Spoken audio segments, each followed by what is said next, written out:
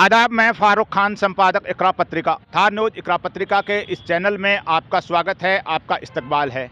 हम राजधानी जयपुर के शहीद स्मारक पर खड़े हैं। हमारे सामने पुलिस कमिश्नरेट है और यहाँ जो किसान हैं वो धरने पे बैठे हैं। इन किसानों ने जो राजस्थान के अलग अलग क्षेत्रों से 5 दिन से पदयात्राएँ निकाली हैं। पदयात्रा निकालने के बाद ये शहीद स्मारक पे धरने पर बैठे हैं और इन लोगों की मांगें हैं, वो मांगे सरकार तक कई बार इन्होंने पहुंचा दी हैं, लेकिन राजस्थान की सरकार है उन समस्याओं का कोई समाधान नहीं कर रही है। केंद्र से संबंधित समस्याएं हैं, उनका केंद्र कोई समाधान नहीं कर रही है। ये लोग सिर्फ इसलिए धरने पे बैठे हैं कि इनकी समस्याओं का समाधान हो। इनका मुख्य मुद्दा ये है कि इनकी समस्याएं हैं वो मुख्यमंत्री स्तर की हैं। मुख्यमंत्री इनसे मिलें, मिल करके समस्याएं सुने और उनका समाधान करें। लेकिन पिछले 5-6 दिन और उससे पहले भी इन लोगों ने अपने जो पत्र व्यवहार किया है, लेकिन मुख्यमंत्री के पास इनसे मिलने की फुर्सत नहीं है। और आज इसी धरने के अंदर जो रामपाल जी हैं, जो किसान महापंचायत के राष्ट्रीय अध्यक्ष हैं, उनके नेतृत्व में ये लोग बैठे हैं और हम इन लोगों से जानना चाहेंगे कि इनकी मुख्य समस्याएं क्या हैं और उनका समाधान क्या हो सकता है। हमारे बीच जो किसान महापंचायत है उसके राष्ट्रीय अध्यक्ष रामपाल जी जाट हैं और ये जो धरना लग रहा है जयपुर में और जो पदयात्रा है किसानों की समस्याओं और उनकी मांगों को लेकर के, तो रामपाल जी, आपकी मुख्य मांगें क्या हैं इस पदयात्रा और इस धरने के जरिए?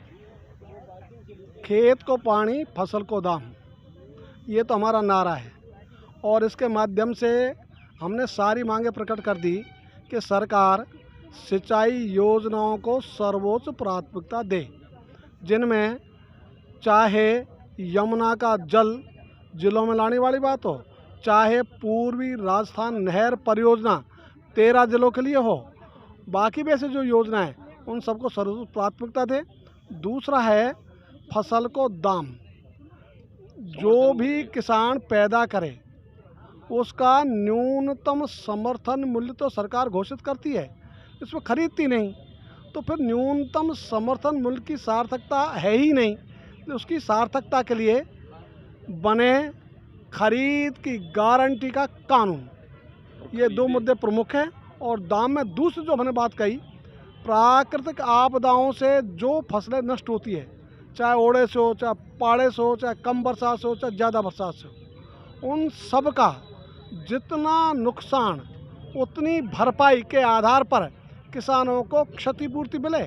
और क्षतिपूर्ति के लिए गांव में बने विशेषज्ञ समिति वो 3 दिन में रिपोर्ट दे देगी, 7 दिन में सरकार मुआवजा दे देगी। इस ढंग की बातों के लिए हमने ये आयोजन रखा और आश्चर्य है 3 फरवरी को हमने राजस्थान सरकार को पत्र लिख दिया था कि किसान पदयात्रा करेंगे, अच्छा रहे किसानों को पदयात्रा नहीं करनी पड़े, लेकिन सरकार ने उसमें कोई नोटिस नहीं लिया।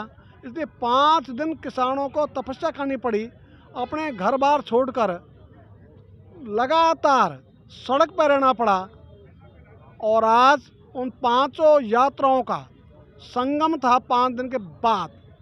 ये हमारा जो मुद्दा है, ये ऐसा मुद्दा है जिस पे हम सरकार से मांग नहीं करें, हम संघर्ष नहीं करें, तो भी लोक कल्याणकारी सरकार का इन मांगों को पूरी करने का दायित्व है, उनकी ड्यूटी है, बाउंड ऑन ड्यूटी है, वो पूरी करे।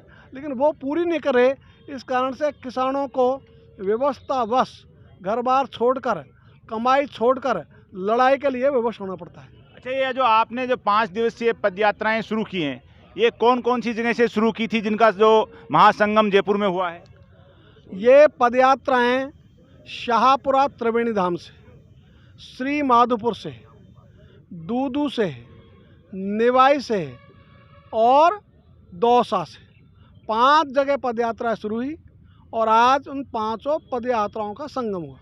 अच्छा, इस दरमियान जो सत्ता के किसी कर्णधार मंत्री से, किसी अधिकारी से आपका कोई डेलीगेशन मिला हो? हमको लगातार समाचार किया आज भी कि मंत्री से मिल लो। हमने कहा जी, इन मांगों का मंत्री समाधान नहीं कर सकते।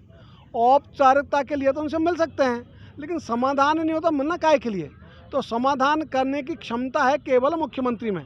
तो किसानों का शिष्टमंडल मिलेगा केवल और केवल मुख्यमंत्री से, और उसके लिए हमने कह दिया 7 दिन का समय मुख्यमंत्री का। इस बीच में कभी भी समय मिल जाए तो मुख्यमंत्री शिष्टमंडल को बुला ले, नहीं तो 7 दिन बाद फिर आगे की होगी रणनीति तय। आप लोग 7 दिन यहाँ धरने पे रहेंगे, 7 दिन में अगर मुख्यमंत्री नहीं मिलते हैं तो आगे की रणनीति आंदोलन को आगे बढ़ाएंगे। हमने ये कहा कि इन 7 दिनों में आंदोलन स्थगित रहेगा। स्थगित के बाद में जब हमारी मीटिंग हो जाएगी फिर निर्णय लेंगे, फिर अपना आंदोलन शुरू करेंगे। अच्छा, जो किसानों की समस्याएं हैं ये राज्य सरकार और केंद्र सरकार दोनों से संबंधित हैं या सिर्फ राज्य सरकार से संबंधित हैं? ये दोनों से संबंधित है, जिनमें पूर्वी राजस्थान नहर परियोजना एवं परवन बहुउद्देशीय सिंचाई परियोजना 12 जिले की, दोनों को राज्य सरकार ने राष्ट्रीय परियोजना घोषित करने के लिए केंद्र को प्रस्ताव भेजे हुए हैं। उसको भी 5 वर्ष से ज़्यादा समय हो गया, आज तक राष्ट्रीय परियोजना घोषित नहीं की।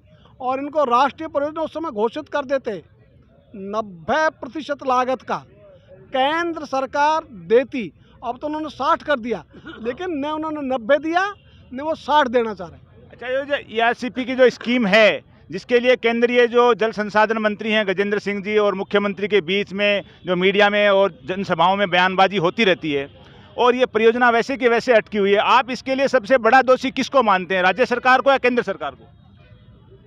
एक बात आप समझ लो, इसमें बहुत स्पष्टता के साथ प्रधानमंत्री ने घोषणा की 2018 में राजस्थान में, इस परियोजना के लिए हम संवेदनशीलता के साथ सकारात्मक रूप से निर्णय लेंगे। और अभी भी दोष आए, उन्होंने फिर कहा हम राजस्थान के 13 जिलों की ज़मीन को पानी देने और पीने का पानी देने के लिए कृत संकल्प है, लेकिन उन्हीं का जल शक्ति मंत्रालय सबसे बड़ा रोड़ा है इस योजना में। यदि किसी एक को दोषी ठहराया जाए, एक को जिम्मेदार ठहराया जाए, वो है केंद्रीय जल शक्ति मंत्रालय के मंत्री। वो इस योजना को पलीता लगाने में लग रहे हैं। वो राजस्थान को पानी नहीं मिले, यहाँ के खेत प्यासे रहें, इस ओर बढ़ रहे हैं, इसलिए वो लगातार नया से नया बहाना ले रहे हैं। पहले कहा मध्य प्रदेश की NOC लाओ, जब उनको हमने कहा नहीं ज़रूरत ही नहीं है, फिर कहने लगे इसे 50 नहीं 75% की जल निर्भरता पर तैयार करो।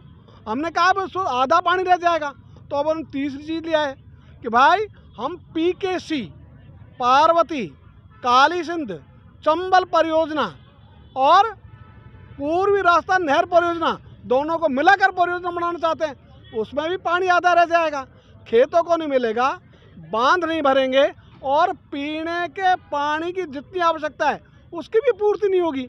तो यदि इस ढंग की उनकी चाल है, जब ये भी सफल नहीं हुई तो उन्होंने पता नहीं कैसे उनको प्रेरित किया मध्य प्रदेश वालों को कि चलो सुप्रीम कोर्ट, ये बननी नहीं चाहिए।